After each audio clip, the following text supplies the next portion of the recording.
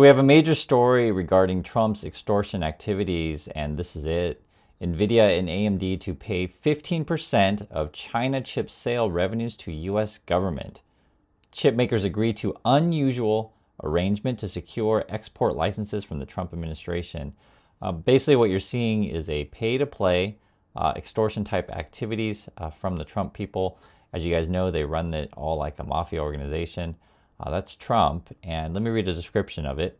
Nvidia and AMD have agreed to give the U.S. government 15% of the revenues from chip sales in China as part of an unusual arrangement with the Trump administration to obtain export licenses for these semiconductors.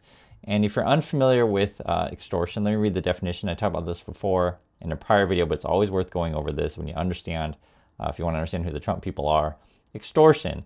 The practice of obtaining something, especially money, through force or threats.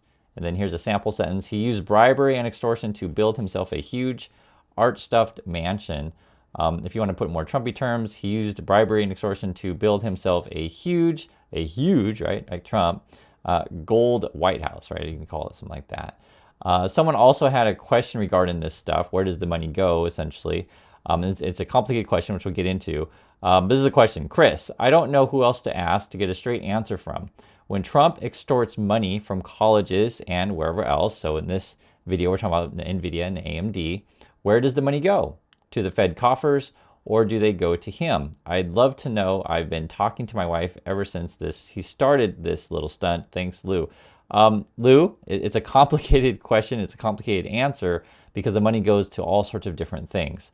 Long story short, Trump tries to figure out ways to put it into his pocket. Okay, long story short, it could go to his campaign finance fund or the general GOP fund in different ways. It can go to various projects that he'll try to take credit for. It could go to the Treasury General Fund. It could also go to the Sovereign Wealth Fund. It just depends what we're talking about here. And again, it gets complicated because you're talking about a lot of money and you're talking about different ways that they're extracting money from people. And there could be a lot of under the table and crypto stuff that we don't know about. Some we know about, some we don't know about. So there's that. If you guys want to know more about the Trumpy world, basically mafia type stuff, see the movie Apprentice. It's pretty good if you don't know anything about Trump. It goes over his early years, where he got this kind of culture from. Also see the movie 1987. I know this is a Korean movie, but it's sort of, you have to understand that this happens in other places. And in the Korean situation, they put an end to the Trumpy type of stuff, but the USA is now experiencing it, right now, live. That's a better way to put it. Let me read some more of the AMD thing, and I'll share some more thoughts as we go through it. AMD and Nvidia, that is. The two chip makers agreed to the financial arrangement as condition for obtaining export licenses for the Chinese market that were granted last week, according to people familiar with the situation, including a U.S. official.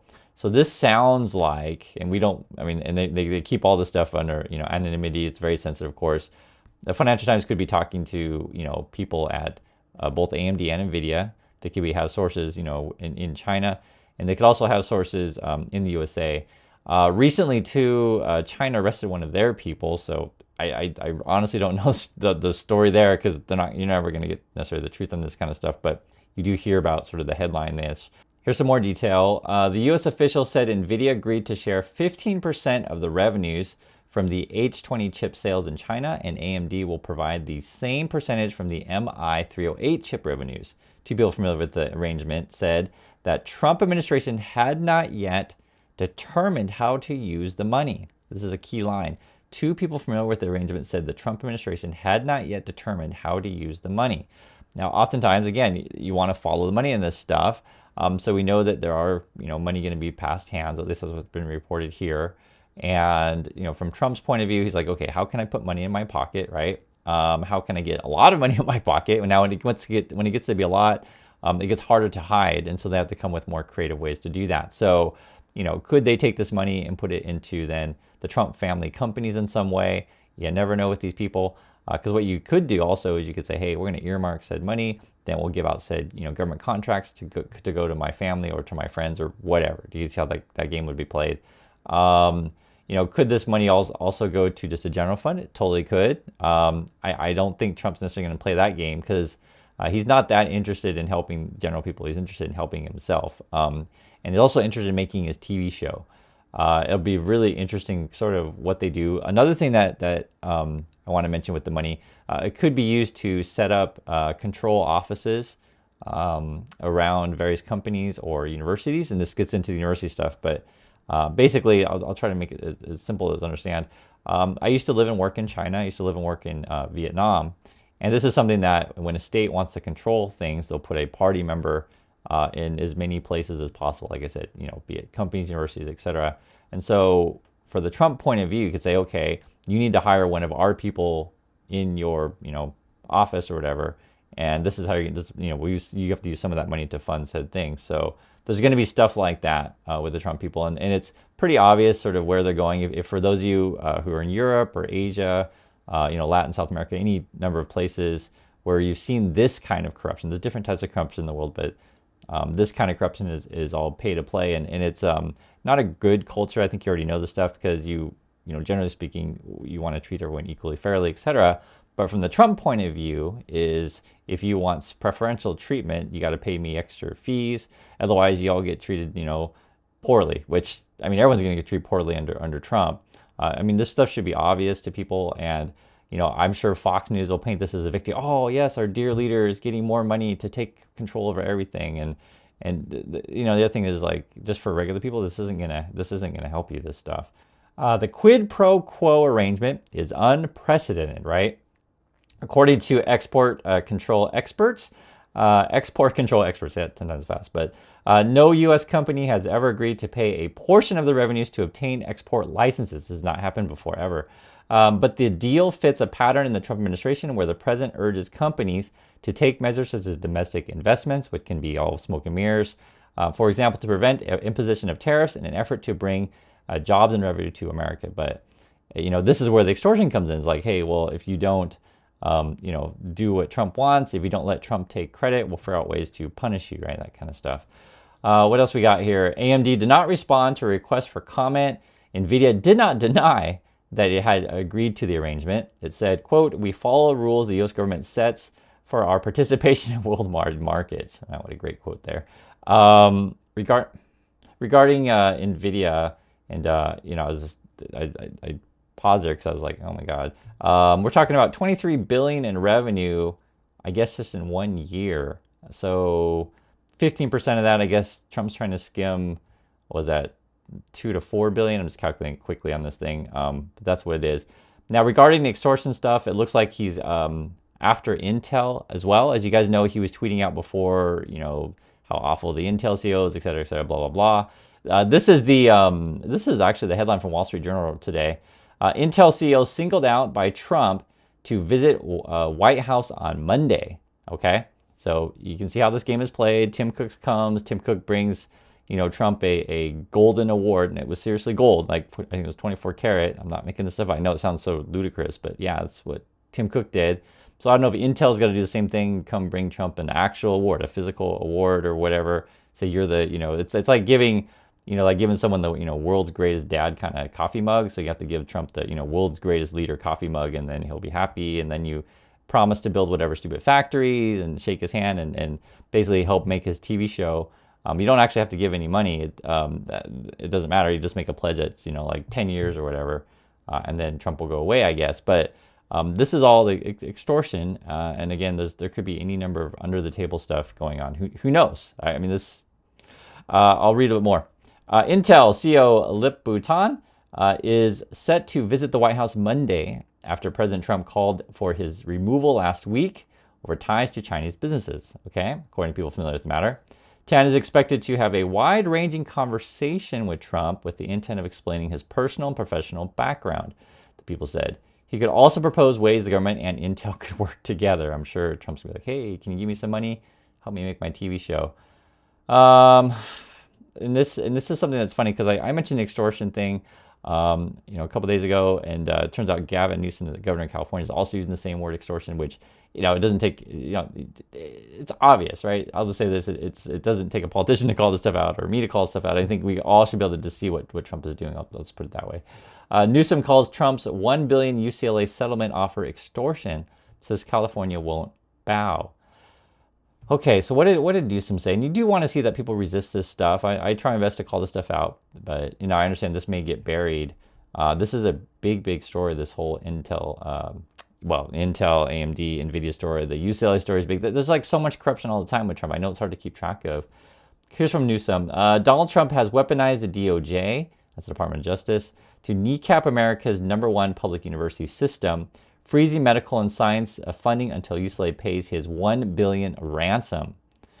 That's from Newsom, so he's calling it a ransom. California won't bow to Trump's disgusting political extortion. This isn't about protecting Jewish students. It's a $1 billion political shakedown from the pay-to-play president. Okay, so where could the money be going? So in the Brown case, it's a Brown University, it's actually my university, so I was pretty ticked off when I saw this, and we actually had someone in the community that said, hey, I went to UCLA, and I'm pretty ticked off of what Trump is doing. And guys, I completely understand. I mean, I'm serious. I completely understand.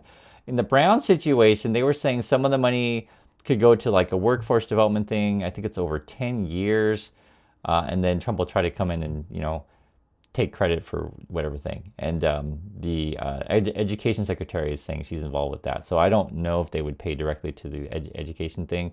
I know that some schools have promised to build like a Jewish student center thing or something like that, or hire staff that would be approved by Trump to oversee stuff at universities. And whatever word you want to use, if you want to use communist word, if you want to use authoritarian word, that's essentially what the Trump wants to do. Because, when you are in these kind of systems, and I told you guys before, I lived and worked in Vietnam, and I lived and worked in China, it was like that. So I used to teach at Tsinghua University. If you don't know, that's where much of China's leadership goes to school. The current president, President Xi went there, and then the one before, Hu Jintao, also went there. Many people are part of the party there. So I'm American, so I'm no affiliation to the party whatsoever. I'm just telling you, I know how this stuff works, because you'll see it, right? And also when you do this sort of like put out this party stuff, sometimes, party members or whatever will then say, oh, we got a message from on high and you have to go to some sort of meeting and you need to, do X, whatever that could be. In USA, this is, as you guys know, would be really highly unusual. And usually people frown on this kind of stuff, but the way that Trumpy and their Foxy Newsy people think, oh my God, it's so awesome that Trump's taking control of everything. It's so great that we're attacking universities or extorting people. And it's so bizarre to me that any Americans would be going along with this stuff at all. I'm telling you the truth. It's frankly bizarre. It's sick. And I don't know what else to say. I mean, I tell you in multiple different fashions and as much as I can, you'll hear this kind of other headlines. Columbia University to pay over $200 million to resolve Trump's probes. And guys, I understand. If you're just a regular person, you have to worry about your own struggles in your own life, right? And it's hard to keep track of everything else that's going on. But I just want to understand that, like, part of what Trump is up to, he essentially wants to keep you all uninformed, and poor. It's most simplest terms, right? And then figure out ways to just keep making the system worse and worse and worse. And have it all benefit him and his buddies, and he'll take the credit. Any sort of thing that he'll say is for public, benefit won't be.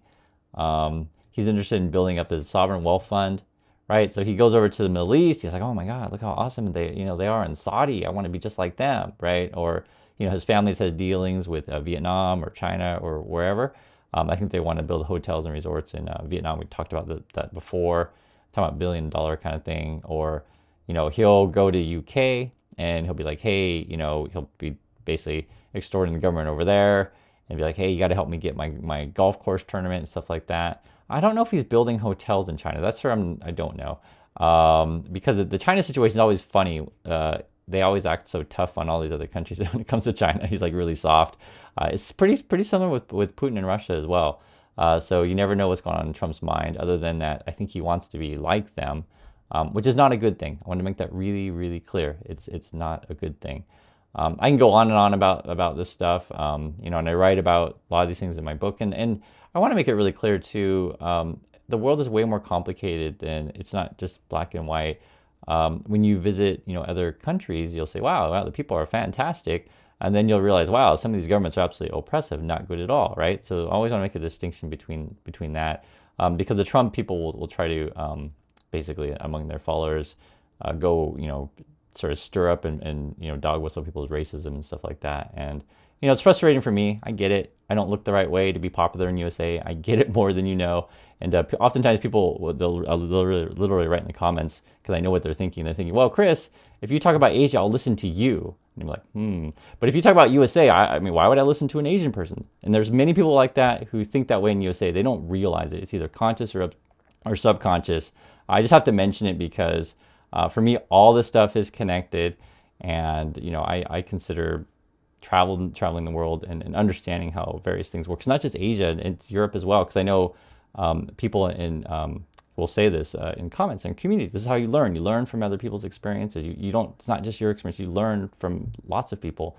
But they'll say like, hey, you know, Chris, this is the kind of stuff that they pulled in, you know, my country, be it in you know, Eastern Europe, or say, hey, this is Chris, the stuff they pulled in my country, be it Latin America or South America, right, or wherever places, right. So this type of corruption is not necessarily like Trump's not the only person that does this stuff, but just this level of corruption in USA is should just not exist in our system, right? Should have democracy, free press, these kind of things, and I just don't know what else to say other than I try my best just to inform you in a reasonable way, and hope you guys understand what we're talking about. So thank you for your time, and catch you on the next video.